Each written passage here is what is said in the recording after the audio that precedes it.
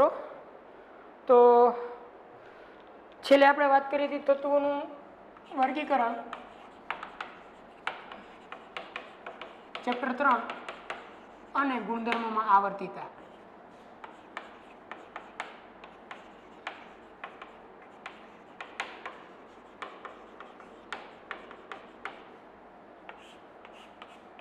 એની અંદર આપણે લાસ્ટમાં વાત કરતા હતા ગુણધર્મોની અંદર આવર્તિતા વિશે. આવર્તિતા એટલે તમને ખબર છે, ગુણધર્મોનું બદલાવું સમૂહમાં અને આવર્તમાં, બરાબર, એક ચોક્કસ પેટર્ન મુજબ, એક ચોક્કસ ભાત મુજબ. એની અંદર આપણે ભૌતિક ગુણધર્મમાં આવર્તનીયતા વિશે વાત કરતા હતા, જેમાં આપણે ભૌતિક ગુણધર્મમાં 2-4 જોઈ ગયા હતા, જેમ કે એક પરમાણુય ત્રિજ્યા, એક આયનીય ત્રિજ્યા, અને એક આપણે છેલ્લે કદાચ આઈ થિંક વાત કરી હતી આયનીકરણ એન્થાલ્પી વિશે, બરાબર. એક મોલ પરમાણુ કે જે તટસ્થ વાયુ સ્વરૂપ છે, એકલ પરમાણુ છે, કોઈ સાથે જોડાયેલો નથી, એમાંથી એક મોલ ઇલેક્ટ્રોનને દૂર કરવા માટે આપવી પડતી ઉર્જાને તેની આયનીકરણ એન્થાલ્પી કહેવાય. આવું આપણે છેલ્લે ભણ્યા હતા. આજના લેક્ચરની અંદર આપણે ફરીથી થોડાક ભૌતિક ગુણધર્મોની ચર્ચા કરીએ કે જેની અંદર આવર્તનીયતા હોય, વલણો હોય. એમાં આપણે ભણશું અત્યારે ઇલેક્ટ્રોન બંધુતા,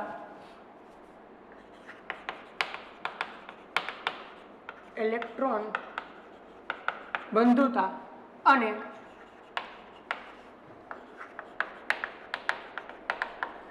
ઇલેક્ટ્રોન પ્રાપ્તિ એન્થાલ્પી. આપણી ટેક્સ્ટ બુકની અંદર આ આપેલું છે, ઇલેક્ટ્રોન પ્રાપ્તિ એન્થાલ્પી. પણ મિત્રો બે અલગ અલગ વસ્તુ છે, થોડીક અલગ વસ્તુ છે. આમ બે અલગ છે પણ આમ બે સમાન છે. કેવી રીતના બે અલગ છે ને કેવી રીતના બે સમાન છે આપણે સમજીએ. ઇલેક્ટ્રોન બંધુતા આપણી ટેક્સ્ટ બુકમાં નથી, પણ આપણે એને સમજવી, આપણે એને ભણવી જરૂરી છે, બરાબર. બેની અંદર શું ફરક છે, કેવી રીતના માપી શકાય વગેરે વગેરે વિશે આપણે વાત કરીએ. ઇલેક્ટ્રોન બંધુતાનો સિમ્બોલ છે મિત્રો AE, બરાબર, અને ડેલ્ટા H, આનો સિમ્બોલ ડેલ્ટા HEG, ઇલેક્ટ્રોન પ્રાપ્તિ એન્થાલ્પી. આનું ઇંગ્લિશ થાય ઇલેક્ટ્રોન એફિનિટી, એફિનિટી, અને આનું ઇંગ્લિશ થાય electron gain enthalpy, electron gain enthalpy. આ આપણે એના ઇંગ્લિશ વર્ડ લખ્યા. હવે સમજીએ કે ઇલેક્ટ્રોન બંધુતા કઈ વસ્તુ છે અને ઇલેક્ટ્રોન પ્રાપ્તિ એન્થાલ્પી કઈ વસ્તુ છે. ઘણા બધા લોકો આને બે સમાન સમજે છે, ખરેખર બેમાં ડિફરન્સ છે થોડોક. આમ સમાન છે પણ આમ ડિફરન્સ છે, આપણે સમજવાનો પ્રયત્ન કરીએ. એક મોલ વાયુ સ્વરૂપ તટસ્થ પરમાણુમાં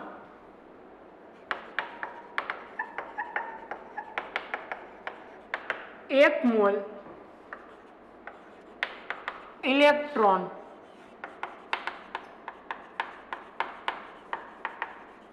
દાખલ થાય ત્યારે મુક્ત થતી ઉર્જાને તે પરમાણુની કે તે તત્વની ઇલેક્ટ્રોન બંધુતા કહેવાય.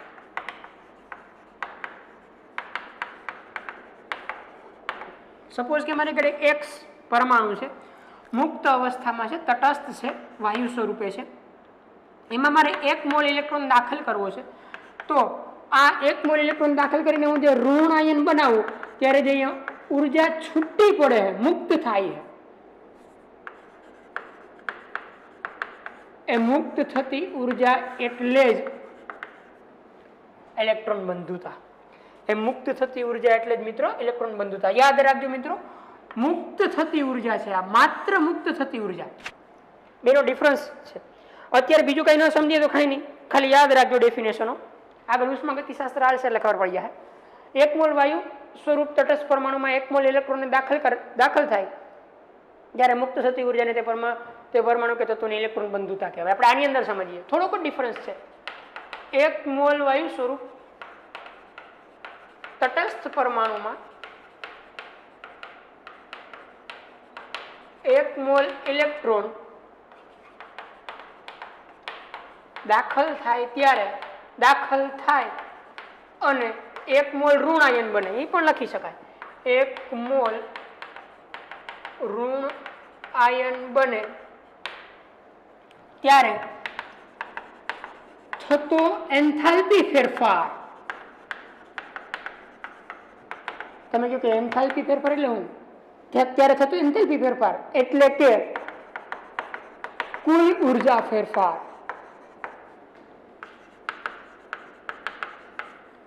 ત્યારે થતો એન્થાલ્પી ફેરફાર એટલે તે પરમાણુની ઇલેક્ટ્રોન પ્રાપ્તિ એન્થાલ્પી. આ બેમાં ડિફરન્સ છે. જોજો અહીંયા ખાલી મુક્ત થતી ઉર્જા હોય એને ઇલેક્ટ્રોન બંધુતા કહેવાય. વસ્તુ સેમ જ છે, x gas plus 1 mall electron, x minus gas, પણ અહીંયા હું લખીશ થતો કુલ ઉર્જાનો ફેરફાર એટલે ડેલ્ટા એચ ઈજી. અહીંયા ખાલી મુક્ત થતી ઉર્જા, ખાલી મુક્ત થતી ઉર્જાને ઇલેક્ટ્રોન બંધુતા કહેવાય. થયેલા કુલ ઉર્જા ફેરફારને એટલે કે એન્થાલ્પી ફેરફાર. કુલ ઉર્જાનો ફેરફાર એટલે એન્થાલ્પી, જે આપણે થર્મોડાયનેમિક્સમાં ભણશું. આટલો જ ફરક છે. કુલ ઉર્જા ફેરફાર બરાબર. જો કુલ ઉર્જા ફેરફાર કે તો ઇલેક્ટ્રોન પ્રાપ્તિ એન્થાલ્પી હોય અને ખાલી મુક્ત થતી ઉર્જા હોય તો એને ઇલેક્ટ્રોન બંધુતા કહેવાય. This is the difference. સમજાય છે? બાકી phenomena same. 1 mole 1 mole 1 mole 1 mole વાયુ સ્વરૂપ તટસ્થ પરમાણુ ઇલેક્ટ્રોન દાખલ થાય, 1 મોલ ઋણાયન બને. આમાં ખાલી મુક્ત થતી ઉર્જા હોય એને ઇલેક્ટ્રોન બંધુતા કહેવાય. એની અંદર થયેલો કુલ ઉર્જાનો ફેરફાર હોય. બરાબર. હજી એક ડિફરન્સ એની અંદર લઈએ તો ઇલેક્ટ્રોન બંધુતા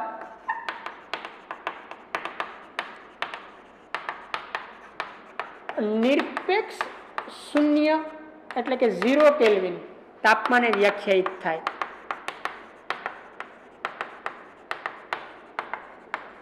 યાદ રાખવાનું. નિરપેક્ષ શૂન્ય તાપમાન એટલે કે 0 કેલ્વિન તાપમાને જ ઇલેક્ટ્રોન બંધુતા માપી શકાય. શા માટે? પછી ઉષ્માગતિશાસ્ત્રમાં આવશે. આ 0 કેલ્વિન તાપમાને માપી શકાય, વ્યાખ્યાયિત છે. જ્યારે ઇલેક્ટ્રોન પ્રાપ્તિ એન્થાલ્પી એ 298 કેલ્વિન તાપમાને વ્યાખ્યાયિત છે. આને 298 એટલે કે નોર્મલ ટેમ્પરેચર ઓરડાના તાપમાને માપી શકાય. 298 કેલ્વિન એટલે 25 ડિગ્રી સેલ્સિયસ. બરાબર. એટલે કે ઓરડાના તાપમાને માપવામાં આવે, નિરપેક્ષ શૂન્ય તાપમાને માપવામાં આવે. નિરપેક્ષ શૂન્ય તાપમાને જે ઉર્જા મુક્ત થાય 1 મોલ પરમાણુમાં 1 મોલ ઇલેક્ટ્રોન દાખલ કરવાથી એને એની ઇલેક્ટ્રોન બંધુતા કહેવાય. અને સામાન્ય ઓરડાના તાપમાને 1 મોલ ઇલેક્ટ્રોનને તમે દાખલ કરો ત્યારે જે કુલ ઉર્જાનો ફેરફાર થાય એને ઇલેક્ટ્રોન પ્રાપ્તિ એન્થાલ્પી કહેવાય. આખી વાત સમજાઈ ગઈ? આ નિરપેક્ષ શૂન્ય તાપમાને માપવામાં આવે, આ ઓરડાના તાપમાને માપવામાં આવે. એનાથી આગળ વાત કરીએ. હવે બેની અંદર સિમિલારિટી શું? તો કે બંનેના એકમ इलेक्ट्रॉन वोल्ट पर एटम और इलेक्ट्रॉन वोल्ट पर एटम और किलोजूल पर ग्राम इंटू एटम है. बेना एकम सेम. इलेक्ट्रॉन वोल्ट पर एटम अथवा तो किलोजूल पर ग्राम इंटू एटम. बराबर. एना पछी शुं? तो कि बंनेना मूल्य समान होय परंतु संज्ञा विरुद्ध होय. आ बधुं समजवानुं. मतलब एवो कि जे मूल्य डेल्टा एच ईजी नु होय ए ज मूल्य ए ई नु होय, पण आ प्लस होय तो आ माइनस होय, अने जो आ माइनस होय डेल्टा एच ईजी तो आ प्लस होय. हाँ, आ क्यारे मापेलुं होय? निरपेक्ष शून्य. आ क्यारे मापेलुं होय? सामान्य तापमाने. आ समजावવું જોઈએ. બેના મૂલ્ય એક જ સમાન હોય પણ નિશાની વિરુદ્ધ હોય. ઓલું નિરપેક્ષ શૂન્ય તાપમાને માપેલું હોય, ઓલું ઓરડાના તાપમાને માપેલું હોય. આખી વાત મગજમાં ઉતરે. અત્યારે હું જેટલું લખાવું એટલું તમારે લખતું જવાનું એટલે કોન્સેપ્ટ ક્લિયર થતા જશે. બરાબર. આગળ વાત કરીએ. કોઈ એમ કે ભાઈ આને નિરપેક્ષ શૂન્ય તાપમાને મારે નથી માપવું અને આને મારે ઓરડાના તાપમાને નથી, મારે તો આ તાપમાને બેના મૂલ્યની સરખામણી જોઈએ, તો આવી રીતના થાય. આપેલ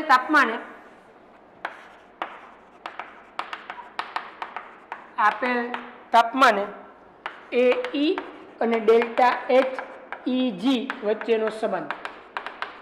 કોઈ પણ તાપમાને તમારે બેને એકબીજાની સાથે રિલેટ કરવા હોય તો કેવી રીતના કરી શકાય? તો કે delta H EG is equal to minus E upon minus 5/2 RT. આવી રીતના એને વ્યાખ્યાયિત કરી શકાય. કોઈ પણ તાપમાને તમારે એકબીજાની સાથે સંબંધ જોતો હોય. હા, ઓલો સંબંધ ક્યારનો છે કે delta H EG is equal to minus A E. તો કે આ 298 એમ આપેલું હોય ને આ નિરપેક્ષ એમ આપેલું હોય ત્યારે. પણ કોઈ પણ તાપમાને માપીને તમારે સંબંધ જોતો હોય તો આ ફોર્મ્યુલા. જ્યાં આ તો તમે જાણો છો હવે ઇલેક્ટ્રોન પ્રાપ્તિ એન્થાલ્પી है इलेक्ट्रॉन प्राप्ति एंथैल्पी आ इलेक्ट्रॉन बंधुता है 5/2 तो कांस्टेंट है आर એટલે સાર્વત્રિક વાયુ અચળાંક સાર્વત્રિક વાયુ અચળાંક અને કેપિટલ ટી નો મતલબ થાય તાપમાન પણ મિત્રો તાપમાન કેલ્વિન માં કેપિટલ ટી હોય તો કેલ્વિન સમજવાનું અને જો સ્મોલ ટી કે લખ્યું હોય તો ડિગ્રી સેલ્સિયસ માં સમજવાનું યાદ રાખજો capital T stand four kelvin temperature small T stand four degree Celsius એટલે કેલ્વિન માં તાપમાન લખવાનું હવે કોઈ પણ કેલ્વિન તાપમાને તમે માપો અને બી ના સંબંધ જોતા હોય તો આ ફોર્મ્યુલાથી માપી શકાય delta H EG -AE -5/2 RT બરાબર આપણે આગળ વધીએ થોડીક ચર્ચા કરીએ હજી સામાન્ય રીતે બધામાં નહીં ક્યાંક અપવાદ હોઈ શકે પણ સામાન્ય રીતે डेल्टा एच इजी નું મૂલ્ય ઋણ હોય જ્યારે AE નું મૂલ્ય ધન હોય એક આ યાદ રાખવાનું સામાન્ય રીતે ડેલ્ટા એચ ઇજી નું મૂલ્ય ઋણ હોય જ્યારે AE નું મૂલ્ય ધન હોય હવે આપણે આગળ વધીએ થોડાક પોઈન્ટ ની ડિસ્કશનો કરીએ this is very important point for the 12th also 12th ની અંદર પણ આ બહુ કામ લાગતો પોઈન્ટ છે it is also important to NEET and JEE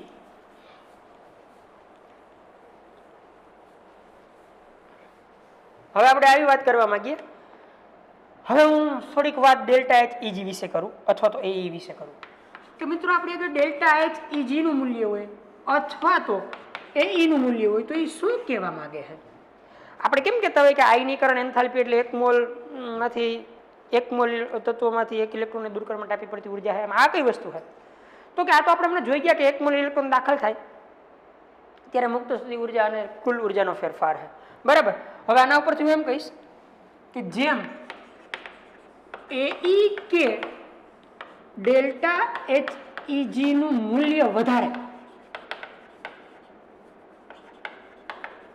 તેમ તત્વની ઇલેક્ટ્રોન સાથે જોડાવાની વૃત્તિ વધારે અથવા સરળ સમજીએ આ વાત છે ધારો કે મારે આગળ AE નું મૂલ્ય +2 છે અને AE નું મૂલ્ય +3 છે કોઈ તત્વ માટે કોઈ એક તત્વ માટે +2 કોઈ એક તત્વ માટે +3 આ x છે ને આ y છે બે ગેસિયસ સ્ટેટમાં જ છે બરાબર આમાં હું ઇલેક્ટ્રોનને દાખલ કરું અને આમાં હું ઇલેક્ટ્રોનને દાખલ કરું તો આમાં સરળતાથી દાખલ થાય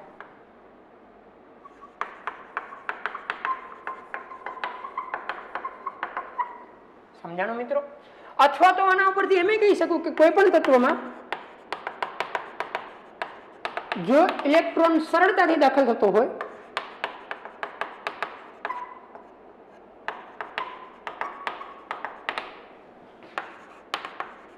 તો તેના માટે ડેલ્ટા એચ ઇજી નું મૂલ્ય વધારે હોય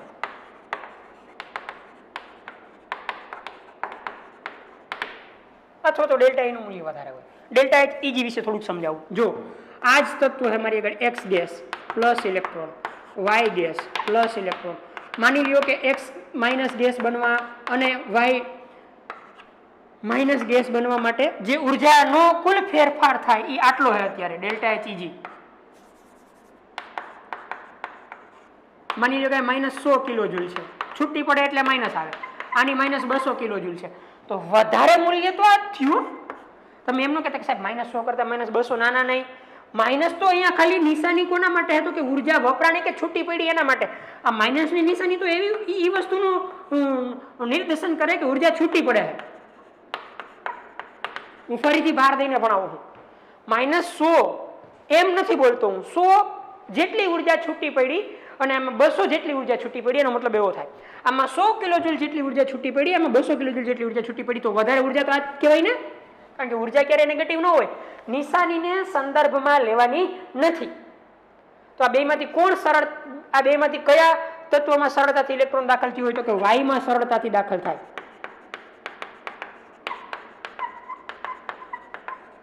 x ની કમ્પેરિઝનમાં.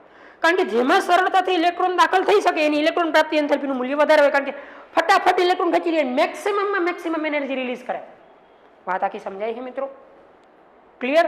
હા, હું આમ લખીશ કે જે તત્વો માટે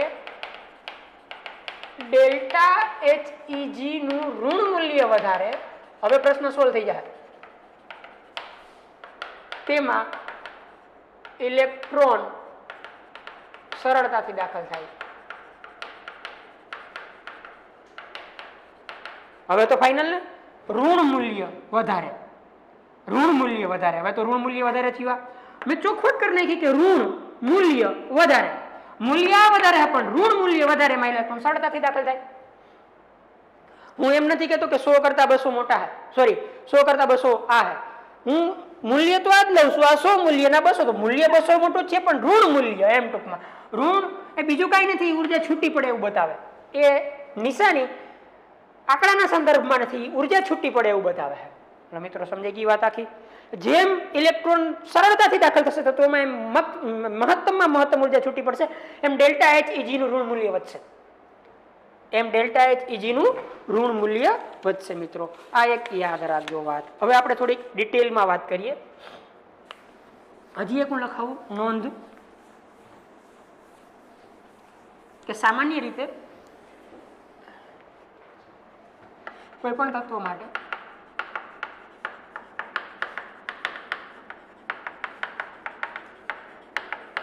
delta HI1 is equal to delta HEG હોય, પણ નિશાની વિરુદ્ધ હોય. સમજાણું? ઇલેક્ટ્રોનને દૂર કરવા માટે જેટલી ઉર્જા આપવી પડે એટલી જ ઉર્જા ઇલેક્ટ્રોન દાખલ થાય ત્યારે છૂટી પડે, પણ બેની નિશાની વિરુદ્ધ, કારણ કે અહીંયા આપવી પડી હોય ને છૂટી પડતી હોય. સમજો હો ને મિત્રો? સમજો હો ને? હા, તો આનો મતલબ એવો નથી થતો જરાય કે delta HI is equal two AE થાય. આનો મતલબ આવો ક્યારેય નથી થતો, આવું નહીં. કેમ?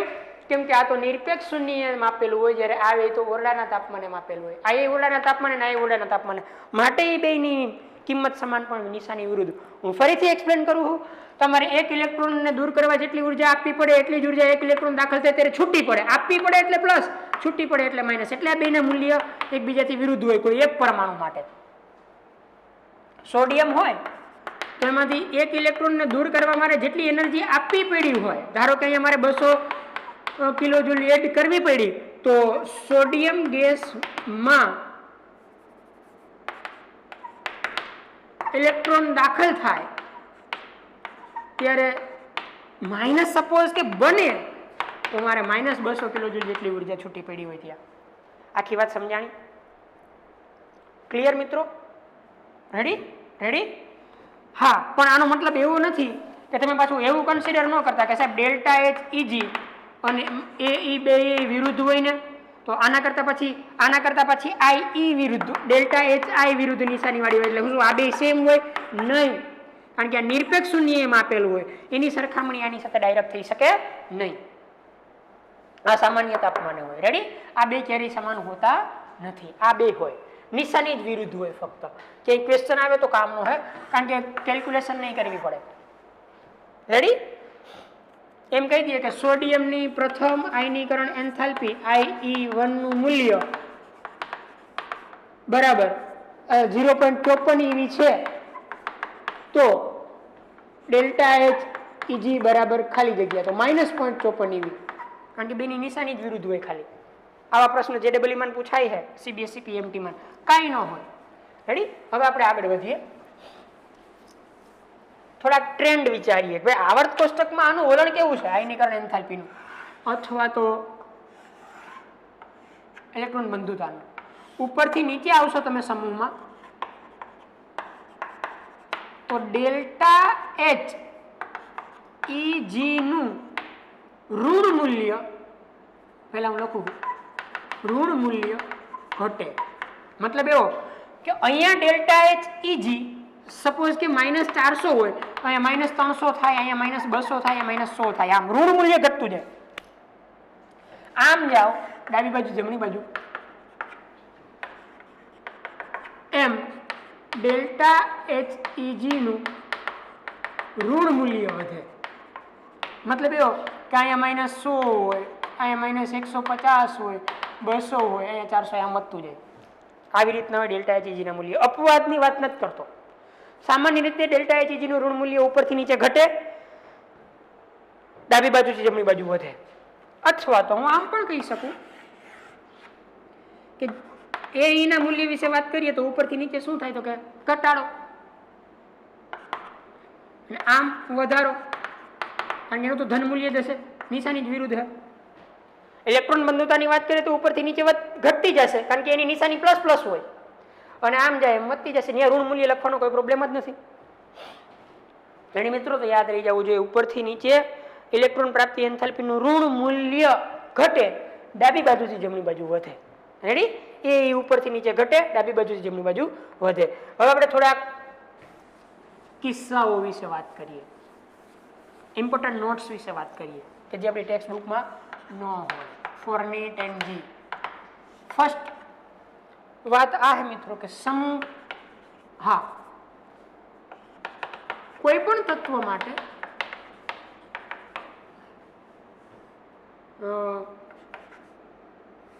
પ્રથમ ઇલેક્ટ્રોન દાખલ થાય ત્યારનું ડેલ્ટા HEG નું મૂલ્ય ધન કે ઋણ હોઈ શકે, પરંતુ બીજો ઇલેક્ટ્રોન કે તેનાથી વધારે ઇલેક્ટ્રોન દાખલ થાય ત્યારે હંમેશા ડેલ્ટા HEG નું મૂલ્ય ધન રહે, ધન હોય. મતલબ કે ત્યારે ઉર્જા આપવી પડે. સમજીએ મિત્રો, જરૂરી નથી કે દરેક વખતે ઉર્જા છૂટી જ પડે. અમુક અપવાદ પણ છે. ઇલેક્ટ્રોન દાખલ થાય ત્યારે દરેક વખતે ઉર્જા છૂટી પડે એવું જરૂરી નથી. જો મેં શું લખ્યું કે કોઈ પણ તત્વ માટે પ્રથમ ઇલેક્ટ્રોન જ્યારે દાખલ થાય ત્યારે ઉર્જા છૂટી પણ પડી શકે અને ઉર્જા વપરાય પણ શકે. ધન મૂલ્યનો મતલબ વપરાય અને ઋણ મૂલ્યનો મતલબ ઉર્જા છૂટી પડે. પ્રથમ ઇલેક્ટ્રોન વખતે નક્કી નથી, અમુક અપવાદ છે કે જેમાં ધન મૂલ્ય હોઈ શકે, પણ બીજા ઇલેક્ટ્રોનને દાખલ કરો પછી એમાં કે ત્રીજા ઇલેક્ટ્રોનને દાખલ કરો તો ફિક્સ જ છે. એમાં તો પછી તમારે ઉર્જા આપવી જ પડે. શા માટે આપણે હમણાં સમજશું. પેલા હું સમજાવી દઉં કે કોની અંદર ધન છે. સમૂહ 2, સમૂહ 15 અને સમૂહ 18 ના તત્વો માટે ડેલ્ટા HEG નું મૂલ્ય ધન હોય છે. મતલબ શું થયો? મતલબ એ થયો કે એના માટે ડેલ્ટા HEG નેગેટિવ નહીં હોય, એના માટે પોઝિટિવ છે. પોઝિટિવનો મતલબ શું થયો? એના માટે ઇલેક્ટ્રોન દાખલ કરવા, તેમાં ઇલેક્ટ્રોન દાખલ કરવા ઉર્જા આપવી પડશે. પ્લસની નિશાની એ જ બતાવે છે. સમજીએ. જો 2, 15, 18 સમૂહ નંબર 2 માં શા માટે આવું કરવું પડે? સમૂહ નંબર 15 માં શા માટે ઇલેક્ટ્રોનને ઉર્જા આપીને દાખલ કરવો પડે? અને સમૂહ નંબર 18 માં શા માટે આવું કરવું પડે? તો કે સમૂહ નંબર 2 ની બાહ્યતમ કક્ષા છે મિત્રો, બાહ્યતમ કક્ષા એ NS2 છે, આની NP3 છે અને આની NP6 છે. આ પૂર્ણ ભરાયેલી છે, એને ઇલેક્ટ્રોન જોતો નથી. આ અર્ધપૂર્ણ છે, એટલે કે સ્થાયી છે, અને આ તો પૂર્ણ છે, જે સંપૂર્ણ સ્થાયી છે, કારણ કે એનું તો અષ્ટક પૂરું છે, NS2 NP6. તો આમાં હવે તમે ઇલેક્ટ્રોન દાખલ કરવા જાઓ સમૂહ નંબર 2 ના કોઈ પણ તત્વમાંથી, સરળતાથી ઇલેક્ટ્રોન ન લે, કારણ કે એની કક્ષા પૂર્ણ ભરાયેલી છે, બાહ્યતમ છે. બરાબર? અહીંયા NS2 તો છે જ, એ તો પૂર્ણ જ છે. એટલે આને તમે ઇલેક્ટ્રોન આપો તો સરળતાથી ન લે. આમાં તમારે ઇલેક્ટ્રોન દાખલ કરવું હોય તો ઇલેક્ટ્રોનને ઉર્જા આપીને ધક્કો મારવો પડે. માટે એના માટે ડેલ્ટા HEG મૂલ્ય પ્લસ હોય. એક સમૂહ 2 માં, એક સમૂહ 15 માં, કારણ કે 15 ની અંદર આ અર્ધપૂર્ણ રચના છે, એટલે એ સામાન્ય રીતે તો સ્થાયી જ છે, એટલે ઇલેક્ટ્રોનને લેવાનો પ્રયત્ન તો ન જ કરે. હવે તમે ઇલેક્ટ્રોન દાખલ કરો તો સરળતાથી ન લે, તમારે ઇલેક્ટ્રોનને ઉર્જા આપીને દાખલ કરવો પડે. અને આ તો સંપૂર્ણ અષ્ટક પૂર્ણ ધરાવે છે, એને ઇલેક્ટ્રોન જોતો પણ નથી ને ગુમાવવો પણ નથી. એની આગળ ઓલરેડી 8 ઇલેક્ટ્રોન તો કમ્પ્લીટ છે અષ્ટકમાં, હજી તમે એમાં વધારાનું ઇલેક્ટ્રોન દાખલ કરવાનો પ્રયત્ન કરો તો મેળ જ ન પડે મિત્રો. બહુ એટલે બહુ ઉર્જા એને આપી અને તમારે દાખલ કરવો પડે. યાદ રાખજો મિત્રો, એક જ આવર્તના તત્વોમાં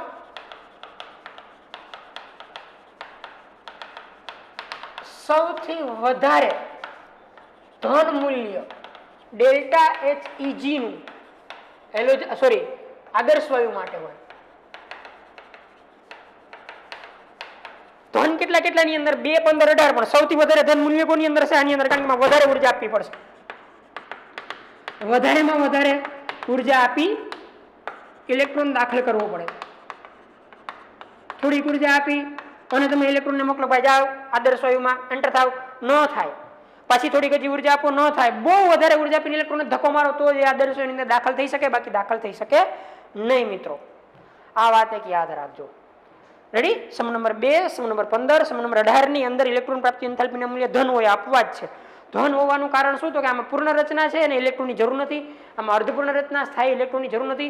આ તો સંપૂર્ણ સ્થાયી રચના છે, એને તો ઇલેક્ટ્રોનની જરૂર જ નથી. તો મહત્તમમાં મહત્તમ ઉર્જા આપીને જો કોઈમાં ઇલેક્ટ્રોન દાખલ કરવો પડતો હોય તે આદર્શ વાયુમાં છે. રેડી મિત્રો? આગળ વધીએ. હવે હું થોડીક વાત કરીશ બીજા વિશે. ધારો કે મારી આગળ ઓક્સિજન છે. અત્યારે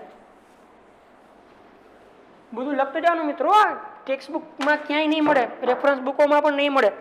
આ બધું આપણે ઘણી બધી રેફરન્સ બુકોમાંથી કલેક્ટ કરેલું હોય. મેં એવું લખ્યું કે પ્રથમ ઇલેક્ટ્રોન દાખલ થાય ત્યારે નક્કી નહીં, ઉર્જા છૂટી પણ પડી શકે ને વાપરવી પણ પડે. વાપરવી ક્યાં ક્યાં પડે મેં લખાઈ દીધું. સમૂહ 2, 15, 18. ધારો કે ઓક્સિજન છે મારી આગળ ગેસિયસ ફોર્મમાં, એમાં મારે એક ઇલેક્ટ્રોન દાખલ કરવો અને ઓક્સિજન માઇનસ બનાવવો. હા, તો આ પ્રોસેસ દરમિયાન ડેલ્ટા એચ ઇજી નું મૂલ્ય ઋણ હોય, કારણ કે અપવાદ નથી. અહીંયા ઉર્જા છૂટી પડે એટલે આ પ્રક્રિયા ઉષ્માક્ષેપક થાય. ઉર્જા છૂટી પડે એ પ્રક્રિયાને ઉષ્માક્ષેપક પ્રક્રિયા કહેવાય. એક્ઝોથર્મિક રિએક્શન ઇંગ્લિશમાં કહેવાય એક્ઝોથર્મિક રિએક્શન. અને સપોઝ કે હવે મારે ફરીથી આમાં એક ઇલેક્ટ્રોન દાખલ કરવો, O- બની ગયો. એમાં હવે બીજો ઇલેક્ટ્રોન દાખલ કર્યો કહેવાય એટલે O-2 બને. આ પ્રોસેસ દરમિયાન હું જો ડેલ્ટા એચ નું માપન કરું તો પોઝિટિવ હોય. મતલબ કે આ ઇલેક્ટ્રોન એમને એમ ન જાય. આ ઇલેક્ટ્રોન એમને એન્ટર થઈ ગયું, ઉર્જા છૂટી પડી. અહીંયા ઉર્જા આપીને ઇલેક્ટ્રોન દાખલ કરવો પડે. બીજો ઇલેક્ટ્રોન, ત્રીજો ઇલેક્ટ્રોન, ચોથો ઇલેક્ટ્રોન દાખલ કરવો પડે. હંમેશને માટે તમારે ઉર્જા આપવી જ પડે. આ ઉષ્મા શોષક પ્રક્રિયા હોય, ભૂલાય નહીં. Endothermic reaction. પ્રથમ ઇલેક્ટ્રોનમાં નક્કી નહીં, તત્વ ઉપર ડિપેન્ડ કરે. 2, 15, 18 હોય તો પ્રથમમાં ધન હોય, બાકીમાં ઋણ. પણ બીજા ઇલેક્ટ્રોનમાં તો કોઈ પણ તત્વ હોય, બીજો ઇલેક્ટ્રોન દાખલ કરવો હોય તો એના માટે ડેલ્ટા એચ નું મૂલ્ય પોઝિટિવ જ આવે. કારણ સમજીએ. એક તો આની આગળ ઇલેક્ટ્રોન હતા અને તમે હજી ઘરાર વધારાનો ઇલેક્ટ્રોન દાખલ કર્યો. રેડી? હવે એની આગળ ઓલરેડી એક ઇલેક્ટ્રોન વધારાનો દાખલ થઈ ગયો. હવે તમે એમાં બીજો ઇલેક્ટ્રોન દાખલ કરવાનો પ્રયત્ન કરશો એટલે આની વચ્ચે અપાકર્ષણ થશે. ઇલેક્ટ્રોન વચ્ચે અપાકર્ષણ થાય, માટે ઇલેક્ટ્રોન દાખલ ન થાય સરળતાથી. માટે સરળતાથી ઇલેક્ટ્રોન દાખલ ન થાય તેને ઉર્જા આપીને દાખલ કરવો પડે.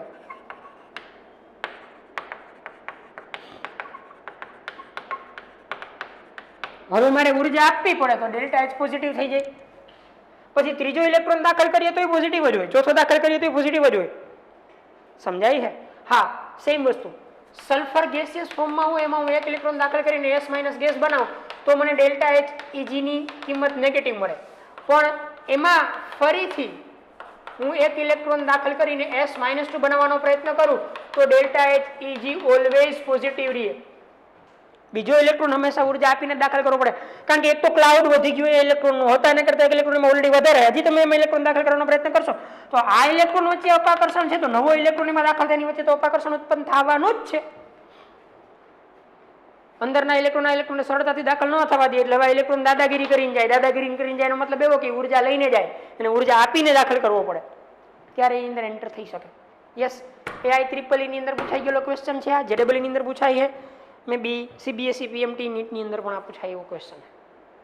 ક્લિયર? એક આ વાત યાદ રાખીએ. હવે આપણે આગળ વધીએ હજી થોડાક.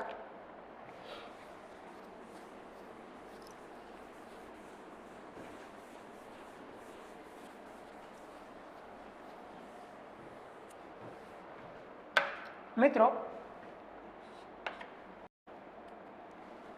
સમૂહ નંબર 17 માં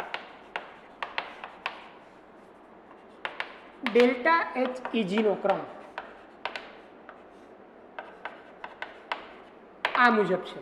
જો આમ હોય ને ફ્લોરિન, ફ્લોરિન, બ્રોમિન, આયોડિન, એસ્ટેટિન આપણે નથી લેતા કારણ કે રેડિયો એક્ટિવ છે. તો આમ થવું જોઈએ.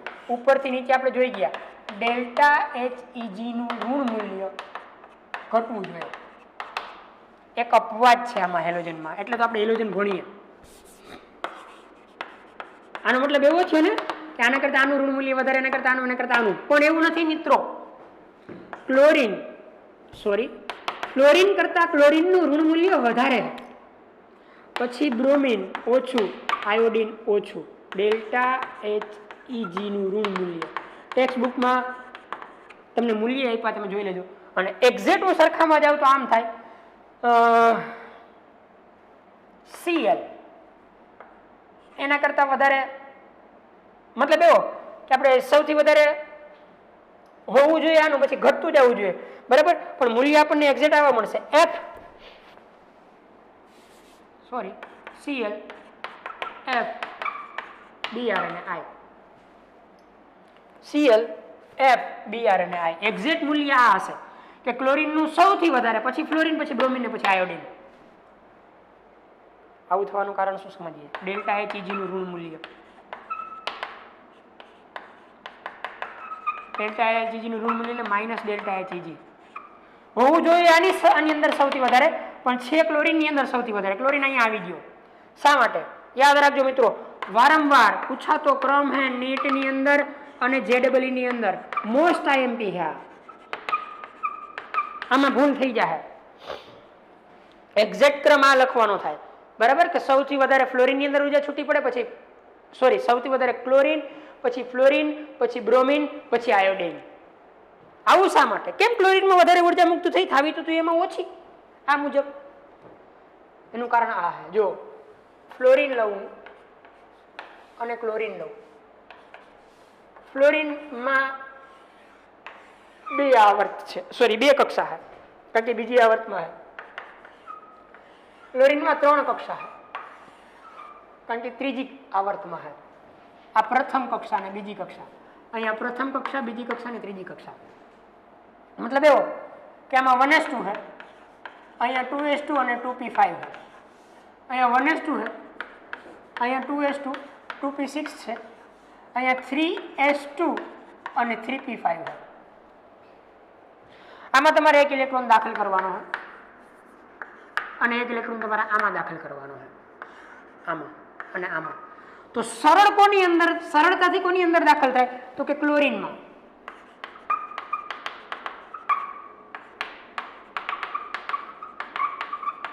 એકની સરખામણી, કારણ કે તો જેમાં વધારે ઉર્જા મુક્ત થતી હોય ને, જેમાં સરળતાથી દાખલ થાય એમાં વધારે ઉર્જા મુક્ત થાય. જો એક તો આનો નાનો વિસ્તાર છે. નાના વિસ્તારમાં ઓલરેડી આટલા ઇલેક્ટ્રોન તો છે જ, એટલે ઇલેક્ટ્રોનનો એની અંદર ઇલેક્ટ્રોનનો એમાં વધારે નજીક અંતર છે, કારણ કે નાના અંતરમાં વધારે ઇલેક્ટ્રોન, એટલે ઇલેક્ટ્રોન વચ્ચે અપાકર્ષણ તો છે જ. હવે તમે એમાં આને દાખલ કરવા માંગો તો દાખલ તો થાય, પણ થોડીક વાર લાગે. અહીંયા જુઓ, અહીંયા તમારે ઇલેક્ટ્રોનને દાખલ કરવું હોય તો આટલો વિસ્તાર પડ્યો છે, મતલબ કે કેટલી મોટી વિસ્તારની અંદર ઇલેક્ટ્રોન ફેલાયેલા છે. આમાં નાના વિસ્તારમાં ઇલેક્ટ્રોન ફેલાયેલા, આમાં મોટા વિસ્તારમાં ઇલેક્ટ્રોન ફેલાયેલા. એટલે આમાં તમારે ઇલેક્ટ્રોનને દાખલ કરવું હોય તો થોડીક મુશ્કેલી પડે, આમાં સરળતાથી દાખલ થઈ જાય. કારણ એ કે આમાં નાના વિસ્તારમાં વધારે ઇલેક્ટ્રોન છે, આમાં મોટા વિસ્તારમાં વધારે ઇલેક્ટ્રોન છે. હું આને ગુજરાતીમાં બહુ સરળ ભાષામાં આવી રીતના સમજાવું કે ફ્લોરિનમાં ટ્રાફિક છે, ક્લોરિનમાં ટ્રાફિક નથી. આમાં ટ્રાફિક છે. હવે આમાં તમારે નવા સાધનને એન્ટર કરવું હોય તો વાર લાગે. સાધન એટલે ઇલેક્ટ્રોન, વાહન. અને અહીંયા એટલી બધી ટ્રાફિક નથી, રસ્તો મોટો છે, સાધન વાહનોની સંખ્યા એટલી જ છે. વાત મગજમાં ઉતરે. વાહનો ભલે થોડાક વધી ગયા, પણ છતાં એ 6 લાઇન છે, આ સિંગલ પટ્ટી છે. વાત મગજમાં ઉતરે. તો આમાં તમારે વાહનને હલાવવું થોડુંક મુશ્કેલ પડે. આમાં ભલે વાહનો વધારે હોય છતાં પણ વાહનને હલાવવું સરળ છે, મતલબ ઇલેક્ટ્રોન દાખલ કરવો સરળ છે, કારણ કે જગ્યા બહુ વધારે છે. ઇલેક્ટ્રોન વચ્ચે એટલું બધું અપાકર્ષણ નથી. હવે કોઈ એવું પૂછે કે શા માટે ફ્લોરિનમાં ઇલેક્ટ્રોન દાખલ થાય એના કરતાં ક્લોરીનમાં સરળતાથી દાખલ થઈ જાય, તો એનું કારણ એ કે ફ્લોરિનમાં ઓછા વિસ્તારમાં વધારે ઇલેક્ટ્રોન છે એટલે અપાકર્ષણ વધારે છે, જ્યારે ક્લોરીનમાં વધારે વિસ્તાર છે એમાં એટલે ઇલેક્ટ્રોનનું અપાકર્ષણ એટલું બધું નથી, માટે તેમાં ઇલેક્ટ્રોનને સરળતાથી દાખલ કરી શકાય. ને શુદ્ધ ગુજરાતીમાં કેવું હોય તો આમ કહી શકાય કે ક્લોરીનની સાપેક્ષમાં ફ્લોરિનમાં ટ્રાફિક છે, સમજો હો ને, ગીરદી છે એટલે વધારે વાર લાગશે, ઇલેક્ટ્રોનને દાખલ થતા મુશ્કેલી પડશે, એટલું બધું સરળતાથી દાખલ થઈ શકશે નહીં. મિત્રો રેડી, ક્લિયર? આ ક્રમ ન ભૂલાય. આ જ વસ્તુ હું સમ નંબર 16 ની અંદર વિચારું. ઓક્સિજન, સલ્ફર, સેલેનિયમ, ટેલુરિયમ ને પોલોનિયમ થવું જોઈએ, આવું ઋણ મૂલ્ય ઘટતું જવું જોઈએ, પણ એમાં અપવાદ છે મિત્રો. ઓક્સિજન, સલ્ફર, સેલેનિયમ, ટેલુરિયમ અને પોલોનિયમ ઘટતું જાય પણ અહીંયા વધે, અને એટલું બધું વધારે છે સલ્ફરનું મિત્રો, એ પણ એટલું જ મોસ્ટ આઈએમપી છે.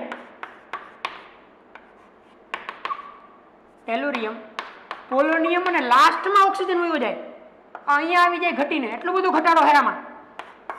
ડેલ્ટા Hg નું ઋણ મૂલ્ય છે બેનું. It is also important from the point of view of NEET and G. એટલું બધું ઘટાડો થાય કે સેટ લાસ્ટમાં વયો જાય, નહીં ફ્લોરિન અહીંયા આવતો હતો, અહીંયા લાસ્ટમાં છે.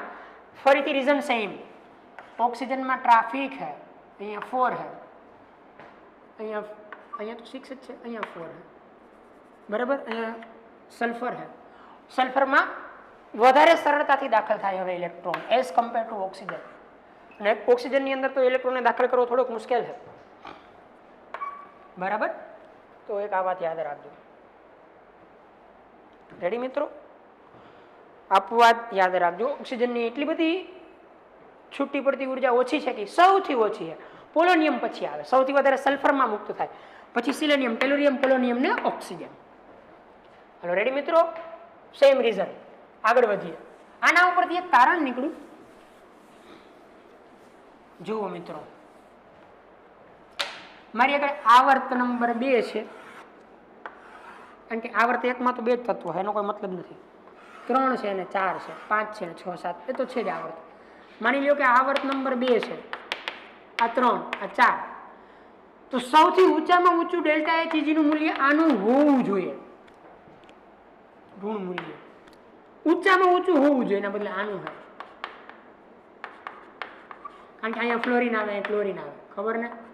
પછી અહીંયાથી તો રેગ્યુલર ટ્રેન શરૂ થઈ જાય, અહીંયા ઓક્સિજન આવે, સલ્ફર આવે, વધારે ઋણ મૂલ્ય આનું છે.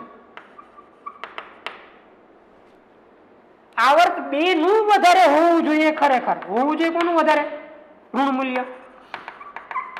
આવર્ત 2 અને આવર્ત 3 માં અનુવર્તી તત્વોની હું વાત કરું તો અનુવર્તી મતલબ કે એક જ આવર્તમાં આવેલા તત્વોમાં, મતલબ અનુવર્તી સમૂહના તત્વોમાં આ બેમાંથી હોવું જોઈએ કોનું વધારે ઋણ? ફ્લોરિનનું હોવું જોઈએ, ફ્લોરિનનું વધારે ઋણ. પણ હકીકતમાં છે કોનું વધારે? આવર્ત નંબર 3 નું, મતલબ કે ક્લોરિનનું. એક જ સમૂહની વાત કરું તો આવર્ત 2 નું ઋણ મૂલ્ય વધારે હોવું જોઈએ, બદલે આવર્ત 3 નું છે. એક અપવાદ છે. અહીંયા આનું વધારે હોવું જોઈએ, બદલે આનું વધારે છે. યાદ રાખજો મિત્રો. રેડી? આવું બધામાં હોય. અહીંયા નાઇટ્રોજન વાળી કોલમ લખું તો એમાં ઈ જ થાય. નાઇટ્રોજન, ફોસ્ફરસ, આર્સેનિક, એન્ટીમની હોવું જોઈએ ઋણ મૂલ્ય વધારે નાઇટ્રોજનનું, પણ છે ફોસ્ફરસનું. એક ઉલટા સુલટી કરી નાખવાની. ડેલ્ટા Hg નું મૂલ્ય આવે ત્યારે આવર્ત નંબર 3 ને ઉપર લઈ લેવાની, પછી 2. રેડી મિત્રો? એક વાત આ યાદ રાખજો, ભૂલાય નહીં. તો ઇલેક્ટ્રોન પ્રાપ્તિ, એન્થાલ્પી, ઇલેક્ટ્રોન બંધુતાનો મતલબ અત્યારે એટલો જ નીકળ્યો કે જેની ઇલેક્ટ્રોન પ્રાપ્તિ એન્થાલ્પીનું મૂલ્ય ઋણ મૂલ્ય વધારે, એ તત્વમાં ઇલેક્ટ્રોન સરળતાથી દાખલ થાય, એની ઇલેક્ટ્રોન સાથે જોડાવાની વૃત્તિ વધારે. રેડી મિત્રો? ઉપરથી નીચે ઋણ મૂલ્ય ઘટતું જાય, કારણ આ જ છે, નાનું કદ, મોટું. આ ઇલેક્ટ્રોન કેન્દ્ર સાથે જકડાયેલો છે એટલે બીજા ઇલેક્ટ્રોનને હજી ખેંચી શકે, સરળતાથી ખેંચી શકે, ઋણ મૂલ્ય વધે. આમાં તો પોતાનો જ ઇલેક્ટ્રોન કેન્દ્રથી દૂર જતો છે, બીજા ઇલેક્ટ્રોનને એની અંદર સરળતાથી દાખલ કરવાનો પ્રયત્ન જ નથી, કારણ કે એનો કેન્દ્રીય વીજભાર જ નિર્બળ બની ગયો. સમજો હો ને? તો એક આ વાત યાદ રાખજો, જેનું ડેલ્ટા Hg નું ઋણ મૂલ્ય વધારે, એટલે કે જે તત્વમાં ઇલેક્ટ્રોન દાખલ થાય ત્યારે વધારેમાં વધારે ઉર્જા મુક્ત થાય, એમાં ઇલેક્ટ્રોન સરળતાથી દાખલ કરી શકાય. મતલબ જેમાં સરળતાથી ઇલેક્ટ્રોન દાખલ થાય એમાં મુક્ત થતી ઉર્જા વધારે હોય, એટલે કે ઋણ મૂલ્ય ડેલ્ટા Hg નું વધારે હોય. રેડી મિત્રો? રેડી? એક આ વાત યાદ રાખજો. આના પછી એક હું બીજી રાશિ ભણાવવા માંગુ છું આજના લેક્ચરની અંદર, જેનું નામ છે વિદ્યુત ઋણતા.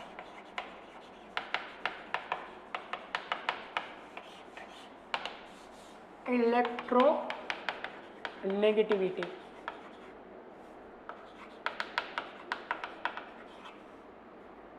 ઇલેક્ટ્રોનેગેટિવિટી, વિદ્યુત ઋણતા.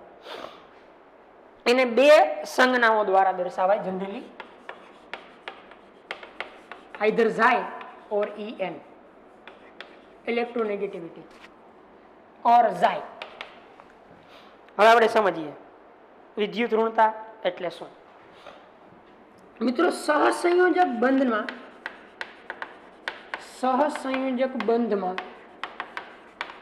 જોડાયેલ બંધના ઇલેક્ટ્રોનને પોતાની તરફ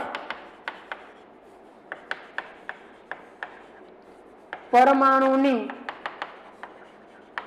આકર્ષવાની ક્ષમતા, એટલે તે પરમાણુની કે તત્વની વિદ્યુત ઋણતા. આપણે એવું લખતા હતા કે ઇલેક્ટ્રોન ખેંચવાની ક્ષમતા પણ શેમાંથી? તો કે સહસંયોજક બંધમાંથી. ધારો કે A અને B વચ્ચે સહસંયોજક બંધ છે. કયો બંધ? સહસંયોજક બંધ, કોવેલેન્ટ બોન્ડ.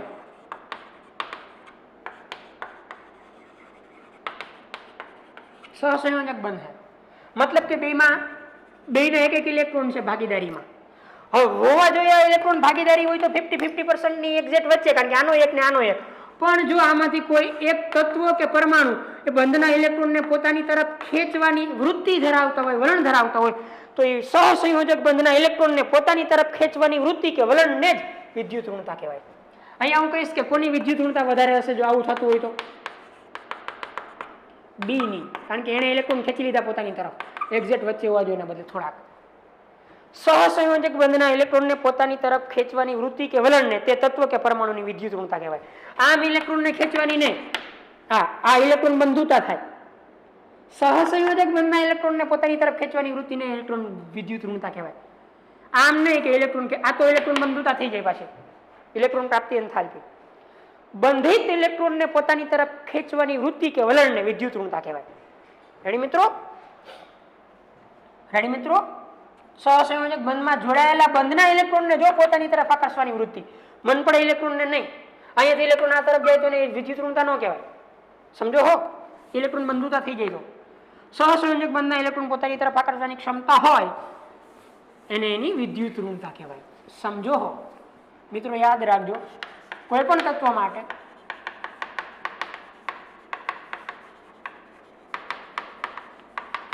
વિદ્યુત ઋણતાનું નિરપેક્ષ મૂલ્ય માપી શકાતું નથી.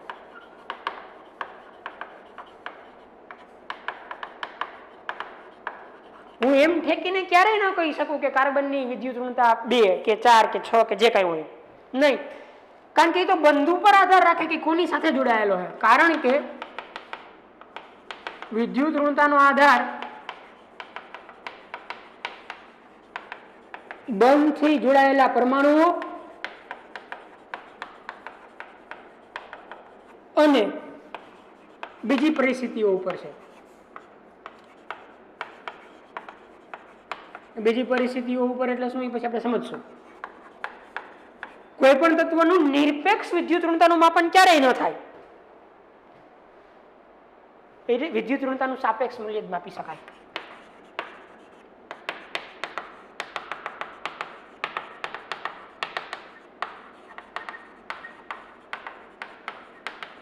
વિદ્યુત ઋણતાનું સાપેક્ષ મૂલ્ય જ માપી શકાય મિત્રો. મતલબ એ થયો કે A ની સાપેક્ષમાં B ની વિદ્યુત ઋણતા વધારે. આમ આ બંધના ઇલેક્ટ્રોન આ બાજુ ખેંચાઈ ગયા તો હું એમ કહીશ કે A ની સાપેક્ષે B ની વિદ્યુત ઋણતા વધારે. હું ઠેકીને નહીં કહી શકું કે B ની 5 કે આની 8, એવું નહીં. બરાબર? ધારો કે X અને Y વચ્ચે બંધ હોય અને સહસંયોજક બંધના ઇલેક્ટ્રોન X તરફ ખેંચાઈ ગયા તો હું આમ કહીશ કે ભાઈ Y ની સાપેક્ષે X ની વિદ્યુત ઋણતા વધારે. પછી આને હું અહીંયા લઈ જાઉં તો મે બી એવું થઈ શકે કે B અને X ને હું જોડું તો એવું થઈ શકે કે આમાં B ખેંચી લેતો હોય. તો દરેક વખતે આ જ ખેંચે એવું જરૂરી નથી. એ કોની સાથે જોડાયેલો હોય એની પર એનો આધાર છે. નિરપેક્ષ મૂલ્યનું માપન શક્ય નથી, એનું સાપેક્ષ મૂલ્ય માપી શકાય. રેડી મિત્રો? આગળ વધીએ. ધારો કે વિદ્યુત ઋણતાનું માપન કરવું હોય તો કેવી રીતના કરી શકાય? વિદ્યુત ઋણતાનું માપન કરવું હોય તો કેવી રીતના કરી શકાય? તો એના માટે હું તમને 3 પદ્ધતિ ભણાવીશ. વિદ્યુત ઋણતાનું માપન કરવાની પદ્ધતિઓ 3 છે મિત્રો. આપણે એક પછી એક ડિટેલમાં સમજશું. પહેલી પદ્ધતિનું નામ છે પાવલિંગ માપક્રમ. સાયન્ટિસ્ટના નામ ઉપરથી પાવલિંગ સાયન્ટિસ્ટનું નામ છે. બીજી પદ્ધતિનું નામ છે મિત્રો મુલિકન જાફે માપક્રમ. સાયન્ટિસ્ટના નામ છે મુલિકન અને જાફે. અને ત્રીજીનું નામ છે ઓલરોડ રોચોવ માપક્રમ. 2 સાયન્ટિસ્ટના નામ. બરાબર? ઓલરેડ કે આવી રીતના રોચોવ માપક્રમ. વિદ્યુત ઋણતાનું માપન કરવા માટેની 3 પદ્ધતિઓ છે મિત્રો. વિદ્યુત ઋણતાનું માપન કરવા માટેની 3 પદ્ધતિઓ મિત્રો. કઈ કઈ? પાવલિંગ માપક્રમ, મુલિકન જાફે માપક્રમ અને ઓલરેડ રોચે માપક્રમ. બધી જ માપક્રમની પદ્ધતિ સાયન્ટિસ્ટના નામ ઉપરથી છે. ફર્સ્ટ આપણે વાત કરીએ પાવલિંગ માપક્રમ વિશે. લખતા જજો કે સૌથી વધારે વપરાતો માપક્રમ છે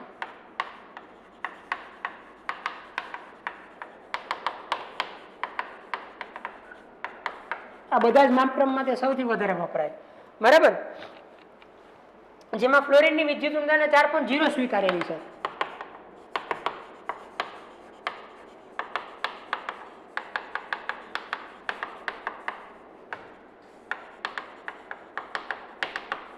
અને તેના આધારે બીજી તત્વના વિદ્યુત ઋણતાના મૂલ્ય નક્કી કરેલા સ્વીકારેલી છે નહીં. પાવલિંગમાં ફ્લોરિનની વિદ્યુત ઋણતાને 4 સ્વીકારેલી છે. બરાબર? હા, તે બંધ ઉર્જા પર આધારિત છે કે બંધન ઉર્જા પર આધારિત છે. આ માપવી હોય તો કેવી રીતના માપી શકાય? તો કે બંધન ઉર્જાને આધારે એનું માપન થઈ શકે. હવે આપણે એનું સૂત્ર લખીએ કે xi of a minus xi of b is equal to 0.208 under root delta. Xi of a minus xi of b is equal to 0.208 under root delta. જ્યાં ડેલ્ટા બરાબર e ab minus under root of e of a cross એટલે કે ગુણાકારમાં e of bb. આપણે બધાને સમજવાનો પ્રયત્ન કરીએ. રેડી? પહેલા આ સમીકરણ યાદ રાખવાનું. જ્યાં xi a અને xi b એ અનુક્રમે a અને b તત્વની વિદ્યુત ઋણતાઓ છે.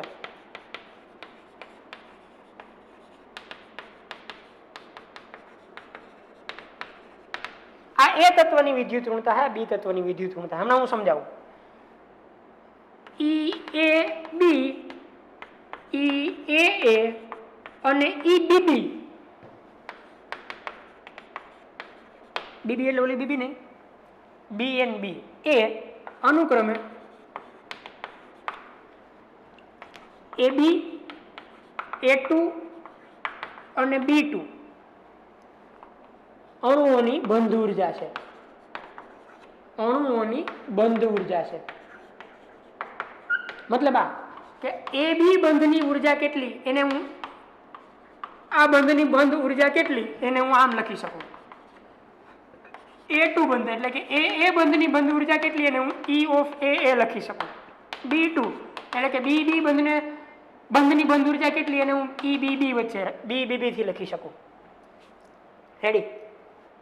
હવે જુઓ આમાં વિદ્યુત ઋણતા કેમ માપી શકાય. જો મારી આગળ કોઈ પણ એક તત્વની વિદ્યુત ઋણતા હોય અને હું એક તત્વ બીજા તત્વ હારે કેવી રીતના બંધ ઉર્જામાં એની બંધ ઉર્જાઓ કેટલી છે એ જાણતો તો હું આની માપી શકું. ધારો કે મારે આને માપવી હોય તો મારે કોઈ એક બીજા પરમાણુ સાથેની રિએક્શન કરાવવાની અને એની બંધ ઉર્જાઓ હું માપી લઉં તો એના ઉપરથી મને બીજા પરમાણુની વિદ્યુત ઋણતા મળી જાય. ખાલી મને આ પરમાણુની વિદ્યુત ઋણતા ખબર હોવી જોઈએ અને એ આની સાથે પ્રક્રિયા કરે ત્યારે થતા સંયોજનો કે પ્રક્રિયકોના ફેરફારમાં બંધ ઉર્જા ખબર હોવી જોઈએ એટલે મને આની વિદ્યુત ઋણતા મળી જાય. રેડી મિત્રો? ખૂબ સરળ અને આસાન માપક્રમ પાવલિંગ માપક્રમ સૌથી વધારે વપરાય. ફ્લોરિંગની ચાર સ્વીકારેલી છે, બંધ ઉર્જા ઉપર આધારિત છે, જોઈ લીધું તમે. Chi A minus chi B is equal to 0.208 delta. Delta બરાબર આ એટલે આ બે વિદ્યુત ઋણતાઓ છે, આ બંધ ઉર્જાના મૂલ્યો છે. રેડી. Second scale. સ્કેલ એટલે માપક્રમ. એ સ્કેલનું નામ છે મિત્રો મુલિકન જાફે માપક્રમ. કયો માપક્રમ? મુલિકન જાફે માપક્રમ. એમાં વિદ્યુત ઋણતા માટે આઈ પ્લસ એઈ બાય 2 આવું સૂત્ર છે. આઈ પ્લસ એઈ બાય 2 આવું સૂત્ર છે. મતલબ કે આયનીકરણ એન્થાલ્પી પ્લસ ઇલેક્ટ્રોન બંધુતા ભાગ્યા 2. અલગ અલગ એકમમાં એમાં અલગ અલગ સંબંધો હોય. Chi is equal to I plus EA by 2 ની જગ્યાએ 5.6 if we can donate in electron volt is equal to IE plus AE by 544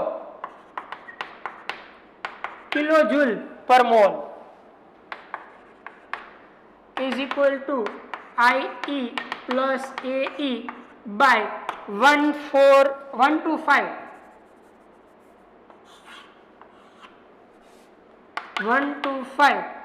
kilo calorie પર ગ્રામ ઇન્ટુ એટમ. એટલે જેમાં પૂછ્યું એ મુજબ કરવાનું, પણ કાંઈ ન ચોખ્ખોટ કરી હોય ત્યારે આ કે વિદ્યુત ઋણતા બરાબર આયનીકરણ એન્થાલ્પી પ્લસ ઇલેક્ટ્રોન બંધુતા ભાગ્યા 2. ઇલેક્ટ્રોન વોલ્ટમાં આપ્યું હોય તો ભાગ્યા 2 ની જગ્યાએ 5.6, કિલોજૂલમાં આપ્યું તો ભાગ્યા 5.44 અને 125 કિલો કેલરી ગ્રામ ઇલેક્ટ્રોન. નેક્સ્ટ મુલિકન અને પાવલિંગ માપક્રમ વચ્ચેનો સંબંધ બધું યાદ રાખવાનું છે મિત્રો તમારે. Ready. Is equal to chi Pauling is equal to 0.336 chi Mulliken plus minus 0.2 chi હો ઝાઈ. આ પાવલિંગ માપક્રમમાં વિદ્યુત ઋણતા છે. પાવલિંગ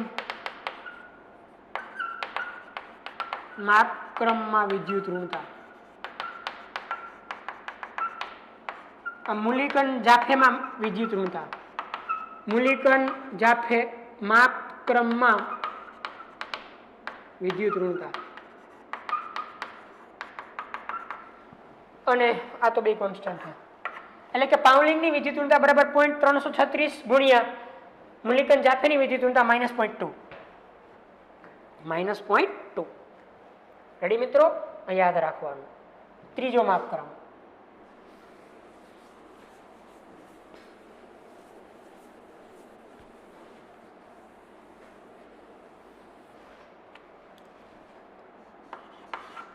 ઓલ્ડ-રેડ રોચો માપક્રમ.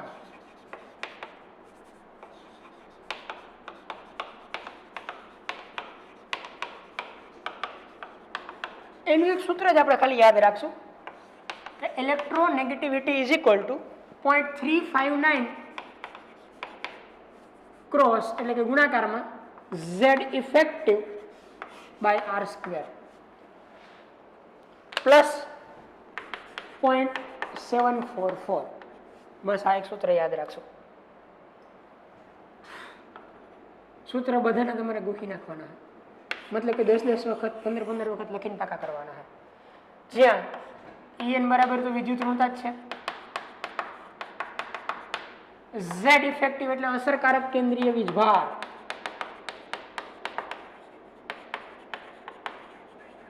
આ તો બધા અચળાંક છે. અને R બરાબર સહસંયોજક ત્રિજ્યા જેની હારે જોડાયેલો હોય એની સહસંયોજક ત્રિજ્યા. રેડી? તો આ એક હતું ઓલ્ડ-રેડ રોચો માપક્રમ કે જેનું સૂત્ર આ મુજબ છે મિત્રો. તો હવે આપણે વાત કરીએ વિદ્યુત ઋણતાના વલણ વિશે કે વિદ્યુત ઋણતાનું વલણ કેવું છે.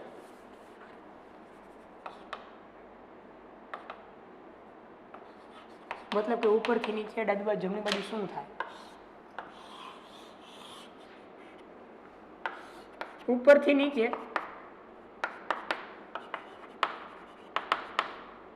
વિદ્યુત ઋણતાનું મૂલ્ય ઘટે અને ડાબી બાજુથી જમણી બાજુ વિદ્યુત ઋણતાનું મૂલ્ય વધે. રેડી? ડાબી બાજુથી જમણી બાજુ વિદ્યુત ઋણતા વધે, ઉપરથી નીચે વિદ્યુત ઋણતા ઘટે. મતલબ કે lithium, sodium, potassium, rubidium, caesium ને ફ્રાન્સિયમની વિદ્યુત ઋણતાની સરખામણી કરવાની કે તો આમ થાય, કારણ કે ઉપરથી નીચે ઘટતી જાય. પછી કાર્બન, નાઇટ્રોજન, ઓક્સિજન, ફ્લોરિનની વિદ્યુત ઋણતાની સરખામણી કરવાની કે તો વધતી જાય, કારણ કે આવર્તમાં છે. પછી ધારો કે ફ્લોરિન, ક્લોરિન, બ્રોમિન, આયોડિન ની વિદ્યુત ઋણતાની સરખામણી કરવાની થાય તો ઘટતી જાય, કારણ કે ઉપરથી નીચે છે, સમૂહના તત્વો છે. એક આ વાત યાદ રાખજો, હાઈએસ્ટ વિદ્યુત ઋણતા ધરાવતું તત્વ ફ્લોરિન છે. મહત્તમ વિદ્યુત ઋણતા है આની, સૌથી મહત્તમ વિદ્યુત ઋણતા है ફ્લોરિનની, પછી ઓક્સિજનની. બીજા નંબર ઉપર ઓક્સિજન છે મિત્રો, પછી બીજા બધા. રેડી? જનરલ ટ્રેન્ડ આ યાદ રાખજો. અને હેલોજનમાં સૌથી વધારે ફ્લોરિન, પછી ઓક્સિજન, પછી ક્લોરિન, પછી બ્રોમિન ને પછી આયોડિન. હેલોજનમાં વચ્ચે એક આવી જાય ઓક્સિજન. હેલોજનમાં આ ત્રણ કરતા ઓક્સિજન વધારે છે. રેડી મિત્રો? એક આ વાત યાદ રાખજો. રેડી મિત્રો? એક આ વાત યાદ રાખજો. ક્લિયર? તો થોડીક વિદ્યુત ઋણતાઓની આપણે સરખામણી કરી કે જેની અંદર આપણે કીધું કે ભાઈ આવી રીતના વિદ્યુત ઋણતાના ત્રણ ટ્રેન્ડ હોઈ શકે, ઉપરથી નીચે, ડાબી બાજુ, જમણી બાજુ. હા, આને કઈ સંબંધ ખરો પરમાણુય ત્રિજ્યા સાથે? વિદ્યુત ઋણતા અને પરમાણુય ત્રિજ્યા વ્યસ્ત હોય એકબીજાને, કારણ કે ત્રિજ્યા વધારે એની વિદ્યુત ઋણતા ઓછી, કારણ કે ત્રિજ્યા આમ હે ને, આમ ઘટતી જાય. પરમાણુય ત્રિજ્યા અને વિદ્યુત ઋણતા એકબીજાથી વ્યસ્ત છે. શું ને ધાત્વિય ગુણધર્મ સાથે કોઈ સંબંધ છે? હા, વિદ્યુત ઋણતા અને ધાત્વિય ગુણો બીજાથી વ્યસ્ત છે. જેનો ધાત્વિય ગુણધર્મ વધારે એની વિદ્યુત ઋણતા ઓછી. મતલબ કે વિદ્યુત ઋણતા એ અધાત્વિય ગુણના સમપ્રમાણમાં છે. હું એમ કહું કે લિથિયમ અને સોડિયમમાં આની વિદ્યુત ઋણતા વધારે, તો ધાત્વિય ગુણ કોનો વધારે થાય? ધાત્વિય ગુણ સોડિયમનો, કારણ કે ધાત્વિય ગુણ અને વિદ્યુત ઋણતા એકબીજાથી વિરુદ્ધ છે. અધાત્વિય ગુણ અને વિદ્યુત ઋણતા એકબીજાના સમપ્રમાણમાં છે. રેડી? આનો મતલબ એવો થયો કે વિદ્યુત ઋણતા અને વિદ્યુત ધનમયતા એકબીજાથી વિરુદ્ધ છે, વ્યસ્ત છે. વિદ્યુત ઋણતા અને વિદ્યુત ધનમયતા, અને ઇલેક્ટ્રોપોઝિટિવિટી કહેવાય. ઇલેક્ટ્રોપોઝિટિવિટી, ઓલો ઇલેક્ટ્રોનેગેટિવિટી. મતલબ આમ કે હું આવર્ત કોષ્ટકમાં વિદ્યુત ધનમયતા વિચારું તો શું થાય? ઉપરથી નીચે વિદ્યુત ધનમયતા વધે, કારણ કે આ ઘટે છે, અને આ બાજુ વિદ્યુત ધનમયતા વધે, સોરી ઘટે. જેની વિદ્યુત ઋણતા વધારે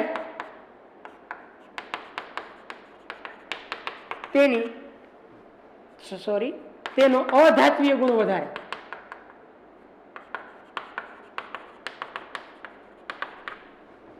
અને જેની વિદ્યુત ઋણતા ઓછી તેનો ધાત્વિય ગુણ વધારે. આના ઉપરથી આમ પણ કહી શકો ને, ઉપરથી નીચે ધાત્વિય ગુણ વધે અને આ બાજુ ઘટે. મતલબ કે ધાત્વિય ગુણધર્મ એ વિદ્યુત ધનમયતાના સમપ્રમાણમાં છે.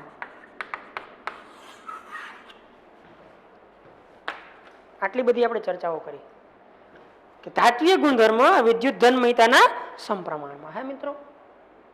તો આપણે આજે 2 રાશિઓ ભણ્યા, આમ 4 ભણ્યા.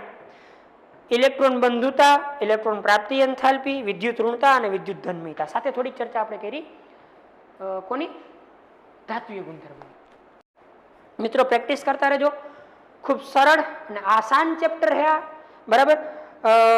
આજના લેક્ચરમાં આપણે ભૌતિક ગુણધર્મમાં આવર્તનીય વલણ પૂરું કર્યું.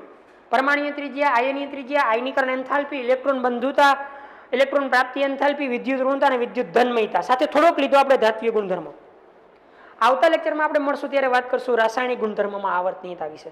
મિત્રો ખૂબ સરળ અને આસાન છે, બરાબર. ડેલીનો લેક્ચર ડેલી પ્રિપેર કરતા રહેજો, મહેનત કરતા રહેજો, લખીને પાકું કરતા રહેજો. આસાન છે. આજના માટે આટલું, વધારે નેક્સ્ટ ટાઈમ.